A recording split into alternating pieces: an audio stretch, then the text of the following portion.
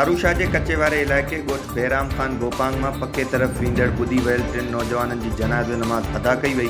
Photo शान गोपांग, मेराज गोपांग और नसीर गोपांग सिंधु दरिया में चाड़ सबब कच्चे में पके तरफ़ लद पलाण करे रहा हुआ तो गुज़रियल ॾींहुं हादसो पेश आयो।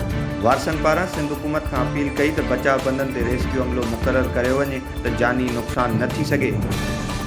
जोधापुर के ताजूदेरो थाने की पुलिस और ॾुआरियुनि विच में पत्थर मोड़ वाले इलाइक़े में मुबैना मुक़ाबलो पेश आयो है। पुलिस मुक़ाबले दौरान ॿिनि ॾुआरियुनि के ज़ख़्मी हालत में गिरफ़्तार करण की दावा कई है, जॾहिं त संदसि 3 साथी फरार थियण में कामयाब थी विया।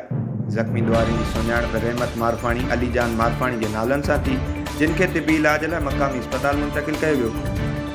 लखी गुलाम शाह में ड्यूटी तां वापसी ईंदड़ पुलिस एहलकार तेज़ रफ्तार ट्रालर की टक्कर लगन सबब चीपाट की मौत थी वियो। फोती पुलिस एहलकार की सुञाणप रज़ाक ॾिनू बुरड़ो के नाले सां थी।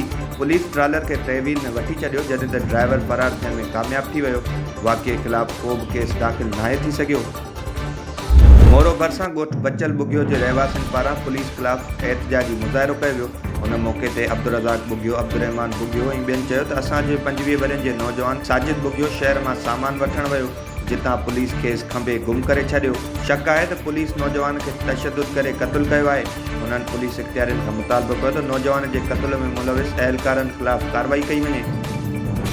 गंबट में पुलिस और ॾुआरियुनि विच में मुबैना पुलिस मुक़ाबलो पेश आयो है। मुक़ाबले दौरान एक ॾुआरी के पुलिस ज़ख़्मी हालत में गिरफ़्तार करण की दावा कई है, जॾहिं त संदसि कब्ज़े में चोरी थियल कार भी हथ कई वई है। SHO गंबट मूजिब ॻुझी इतला ते कार लिफ्टर गैंग से मुक़ाबलो थियो, जंहिं दौरान ॾुआरी फरमान मलिक के ज़ख़्मी हालत में गिरफ़्तार करे वरितो है। ॿिए पासे मुबैना ॾुआरी जो चवणु है तो पुलिस 3 ॾींहं अॻु मूंखे कोट बंगलो में गिरफ़्तार कयो। अॼु जंग में गोली हणी मूंखे ज़ख़्मी करे केस दाख़िल करे छॾियो है।